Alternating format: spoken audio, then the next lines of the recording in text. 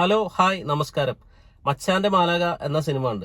2025 ഇവർ ഇങ്ങനത്തെ ഒരു സിനിമ ഇറക്കുന്നത് എന്ത് ഉദ്ദേശത്തിലാണെന്ന് മനസ്സിലായില്ല. കാരണം അത്രയ്ക്കും പഴയൊരു കഥയാണ് ഈ സിനിമയിലുള്ളത്. കല്യാണം കഴിഞ്ഞിട്ട് ഭാര്യ വീട്ടില് കുടുങ്ങി പോകുന്നതും ഭാര്യ വീട്ടിലുണ്ടാവുന്ന പ്രശ്നങ്ങളും.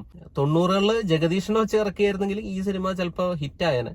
കാരണം അന്ന് റിലേറ്റ് ചെയ്യാൻ പറ്റുന്ന കഥയാണ്. 2025 ഈ സിനിമ കാണുമ്പോൾ നമുക്ക് ഒട്ടും റിലേറ്റ് ചെയ്യാൻ പറ്റില്ല. ഇത് എന്താണ് ഇവര് കാണിച്ചു വയ്ക്കുന്നത് എന്നുള്ളൊരു ഫീലാണ്. അഭിനയിച്ചിരിക്കുന്ന ഒരു പെർഫോമൻസ് ആണെങ്കിൽ ഒട്ടും കൺവിൻസിംഗ് അല്ലാത്ത രീതിയിലുള്ള പെർഫോമൻസ്. ഇവര് നന്നായിട്ട് പെർഫോം ചെയ്യായിരുന്നെങ്കിൽ അതെങ്കിലും കണ്ടിരിക്കാന്ന് പറയായിരുന്നു. ഇതിലിപ്പോ അതും ഇല്ലാത്ത അവസ്ഥയാണ്. 95-ലെങ്കിലും ഈ സിനിമ ഇറക്കിയിരുന്നെങ്കിൽ നല്ല അഭിനേതാക്കളെ വെച്ചെങ്കിലും പടം ഓടിക്കായിരുന്നു എന്നാണ് എനിക്ക് തോന്നുന്നത്. കാരണം നായകനായിട്ട് ജഗദീഷിനെ കൊടുക്കാം, നായികയായിട്ട് ഉർവശി. അപ്പൊ അവരുടെ പെർഫോമൻസുകൾ നമുക്ക് കണ്ടിരിക്കായിരുന്നു. അതെങ്കിലും നമുക്ക് കണ്ട് എൻജോയ് ചെയ്യാം. ബോബൻ സാമുവലാണ് ഈ സിനിമ സംവിധാനം ചെയ്തിരിക്കുന്നത്.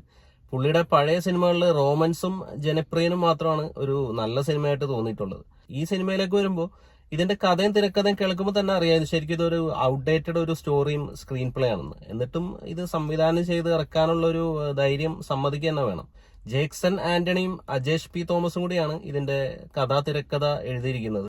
ഈ സിനിമയിൽ അഭിനയിച്ചിരിക്കുന്നത് സൗബിൻ സാഹിർ, നമിത പ്രമോദ്, ദിലീഷ് പോത്തൻ, വിനീത് തട്ടിൽ, ശാന്തി കൃഷ്ണ, മനോജ് കെ യു എന്നിവരൊക്കെയാണ്. ആരുടെയും ഒരു നല്ല പെർഫോമൻസ് ആയിട്ട് തോന്നിയില്ല. ഉള്ളതിൽ ഭേദം എന്ന് പറയുന്നത് നാച്ചുറൽ ആയിട്ട് തോന്നിയത് മനോജ് കെ യുടെ പെർഫോമൻസ് മാത്രമേ ഉള്ളൂ. ബാക്കി എല്ലാവരും നല്ല ആർട്ടിഫിഷ്യൽ ആയിട്ട് തന്നെയാണ് അഭിനയിച്ചിരിക്കുന്നത്. ഒട്ടും ഇംപ്രസീവ് ആയിട്ട് തോന്നിയില്ല ആരുടെയും പെർഫോമൻസ്. ടെക്നിക്കൽ ഡിപ്പാർട്ട്മെന്റിലേക്ക് വന്നാലും ജസ്റ്റ് ഒരു ഓക്കെ ഫീൽ തന്നെയാണ് ഇത്. കാരണം ഫിലിം ഒട്ടും ഇംപ്രസീവ് അല്ല. സിനിമ നമ്മൾ കണ്ടുകൊണ്ടിരിക്കുമ്പോൾ നമുക്ക് അതിൽ എന്തെങ്കിലും ഒന്ന് ഹുക്ക് ചെയ്യണ്ടേ, എന്തെങ്കിലും ഒന്ന് കണക്ട് ചെയ്യണ്ടേ. ഇത് ശരിക്കും നമ്മൾ ദൂരദർശനിൽ ഒരു ജഗദീഷിന്റെ ഒരു പഴയ സിനിമ കാണുന്ന ഒരു ഫീലാണ്. ഇങ്ങനെ പറയുമ്പോൾ ജഗദീഷിന്റെയും പഴയ സിനിമേനെ ഒന്നും കുറ്റം പറയുന്നതല്ല.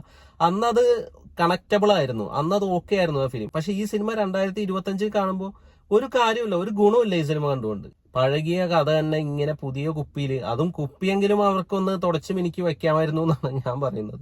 അങ്ങനെ ആകെ മൊത്തത്തിൽ സമയവും ക്യാഷും നഷ്ടപ്പെട്ട ഒരു അനുഭവമാണ് മച്ചാന്റെ മാലാക എന്ന സിനിമ കണ്ടപ്പോൾ എനിക്ക് കിട്ടിയത്. നിങ്ങൾ ഈ സിനിമ കണ്ടിട്ടുണ്ടെങ്കിൽ നിങ്ങളുടെ അഭിപ്രായം ഒന്ന് കമന്റ് ചെയ്യുക. വീഡിയോ ഇഷ്ടപ്പെട്ടാൽ ഒന്ന് ലൈക്ക് ചെയ്യുക, ചാനലൊന്ന് സബ്സ്ക്രൈബ് ചെയ്താൽ സന്തോഷം. പുതിയൊരു വീഡിയോയുമായി നമുക്ക് വീണ്ടും കാണാം. Thanks for watching. ബൈ.